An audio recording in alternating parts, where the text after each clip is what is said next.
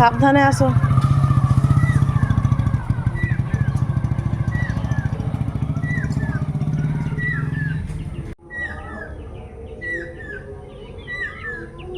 শুভ সকাল বন্ধুরা, কেমন আছেন? আশা করি সবাই ভালো আছেন। আবার একটি নতুন ভিডিওতে সবাইকে স্বাগত। ও বেরিয়ে গেল ছেলেকে আনতে। আজকে ছেলে বাড়ি আসবে বলেছে, সকাল সকাল আমি বাড়ি আসবো, মা বাবাকে সকাল সকাল পাঠিয়ে দেবে। ওই 7টা বাজে ও বেরিয়ে যাচ্ছে, ওই 9টা, সাড়ে 8টা 9টায় বাড়ি ঢুকে যাবে।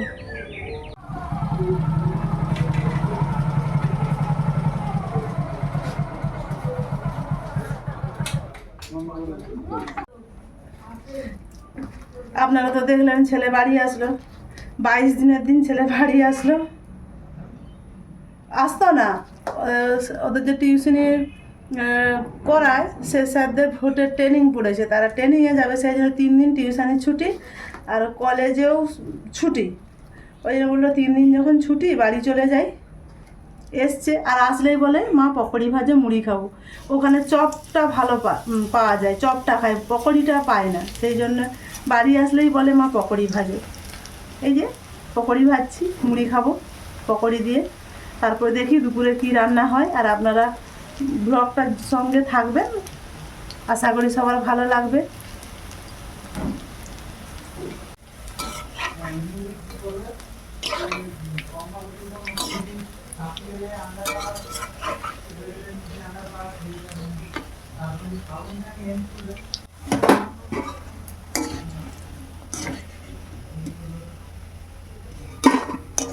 এরকম মচমচে পকোড়ি ভাজা আর সকালের বেলা মুড়ি, সঙ্গে একটা কাঁচা লঙ্কা আর একটু কাঁচা পেঁয়াজ, খেতে তো দারুণ লাগে। আমার তো ভীষণ ভালো লাগে।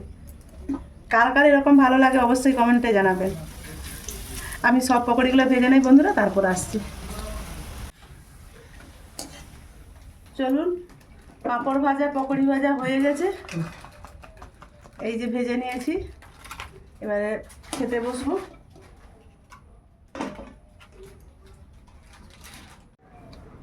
মুড়ি টুড়ি খাওয়ার পর ও বাজার গেল, বাজার থেকে এই যে কাতলা মাছ নিয়ে এসছে। আমি ওকে বলেছিলাম কাতলা মাছ নিয়ে আসতে। এই সব কিছু এবারে জোগাড় করে নিয়ে রান্না করব। কাতলা মাছটা ধুয়ে নিয়ে চলে এসেছি, যে লবণ মাখিয়ে দিলাম। আর ঝুরু আলু ভাজা করবো আজকে দুপুরে। সাদা শাকটা খাওয়া দাওয়া হবে, মুগ ডাল হবে, ঝুরু আলু ভাজা আর মাছের তেল ঝাল, আর একটু চাটনি করব। মাছটা দারুণ, কাতলা মাছের পিসগুলো দেখেছেন? কাতলা মাছটা খুব বড় ছিল বললো। মাছটাতে লবণ মাখিয়ে দিলাম। চলুন আগে ডালটা বসিয়ে দেই। মুগ ডালটা ভাজা হয়ে গেছে, এবার আমি নামিয়ে নিই।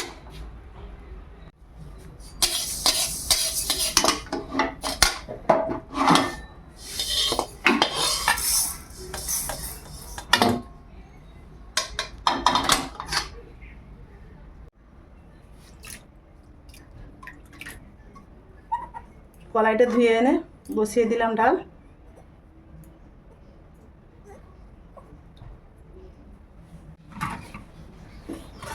আদা বাটা দিয়ে দিলাম আর একটা পেঁয়াজ কুচানো দিয়ে দিলাম। এবার ডালটা সিদ্ধ হতে থাক।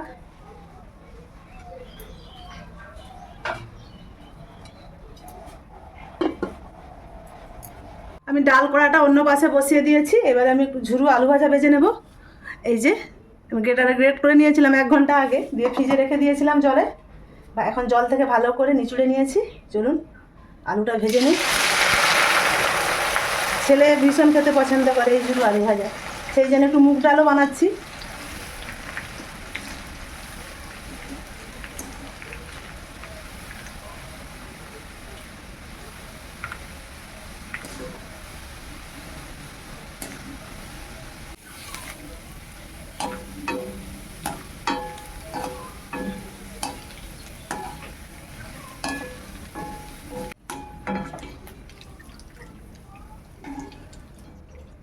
আর একটু তেল গরম হোক।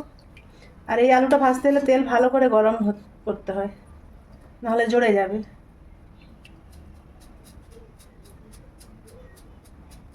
কতটা ঝুড়ঝুড়ে হয়েছে দেখুন।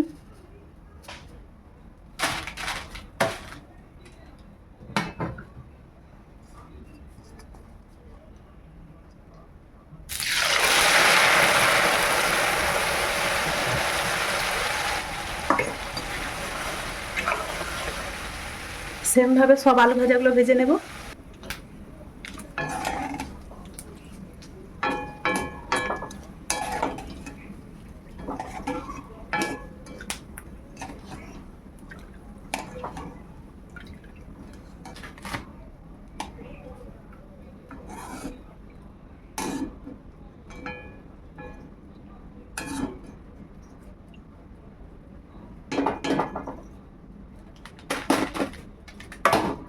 এইবার একটু বাদাম ভেজে নেব ঝুরু আলু ভাজা দিতে।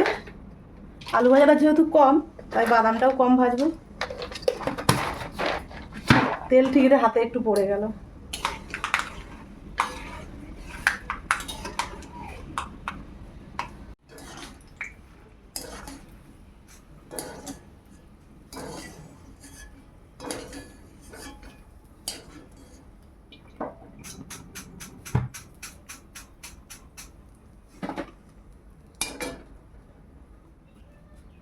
ঝুরু আলু ভাজা আর বাদাম ভাজা হয়ে গেছে। এবারে চলুন ডালটা সাঁতলিয়ে নেই। এবার আমি ডালটা সাঁতলিয়ে নেব। কলাইটা সিদ্ধ হয়ে গেছে।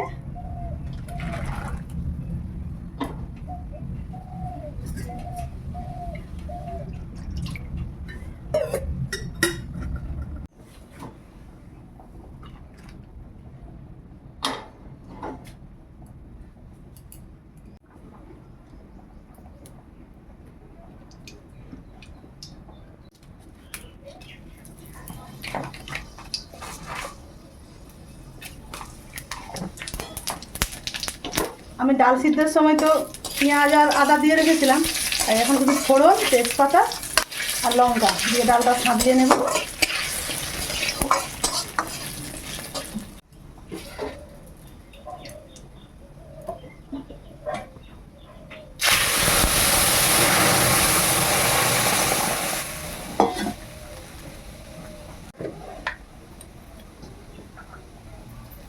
মুগ ডালে একটু কম করে চিনি দিলাম।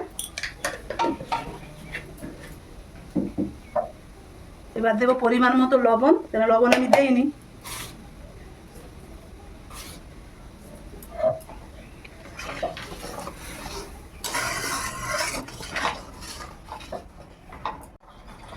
ডালটা বেশ ভালোভাবে ফুটে গেছে। এখন একটু ঘি দিয়ে দিলাম কম করে।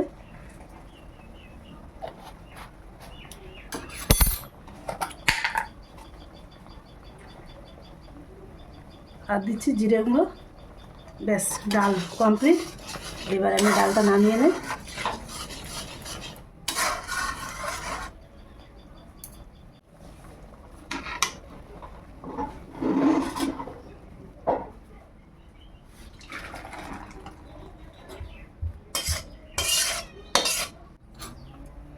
এইবার আমি মাছটা ভেজে নেব।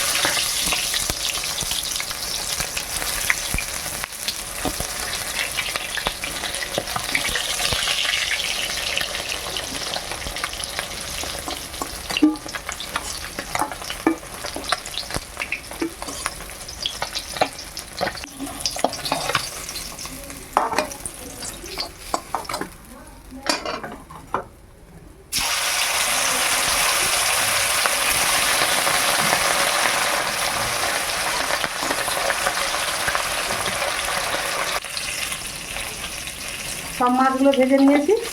এবার চলুন মাছের তেল ঝালটা রান্না করে নেই।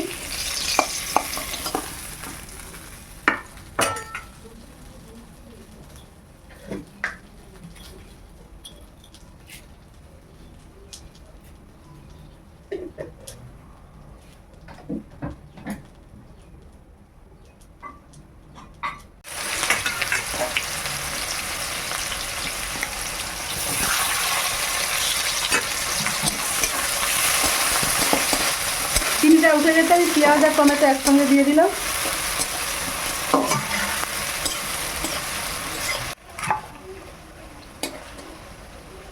পেঁয়াজ টমেটোটা ভালোভাবে ভাজা হয়ে গেছে, এবার আমি আদা রসুন বাটাটা দিয়ে দিলাম।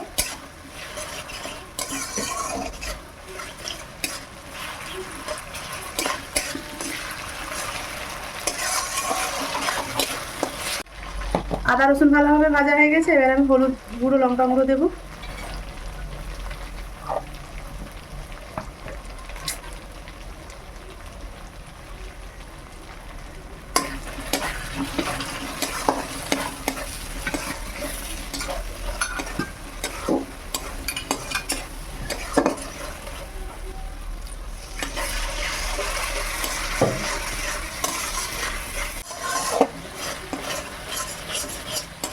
মশলা ভালোভাবে ভাজা হয়ে গেছে, এবার আমি জল দিয়ে দিলাম।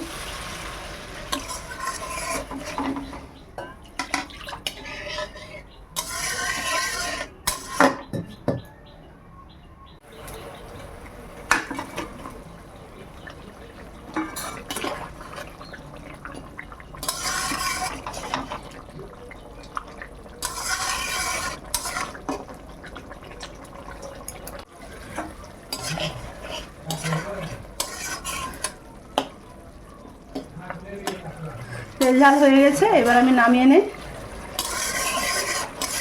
ডাল আছে তাই একবারে মাখা মাখা করলাম।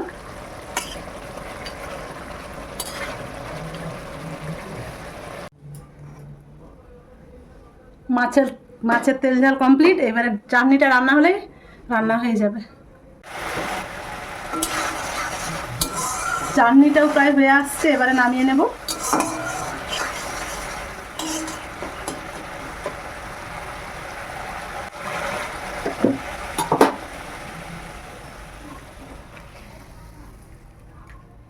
কি কি রান্না হয়েছে দেখুন, এই মাছের তেল ঝাল, ডাল, চাটনি, সিদ্ধ ঝোল আর ঝুরু আলু ভাজা। আলু ভাজাটা আমি কৌটায় ভরে রেখেছি, নাহলে সেঁতিয়ে যাবে।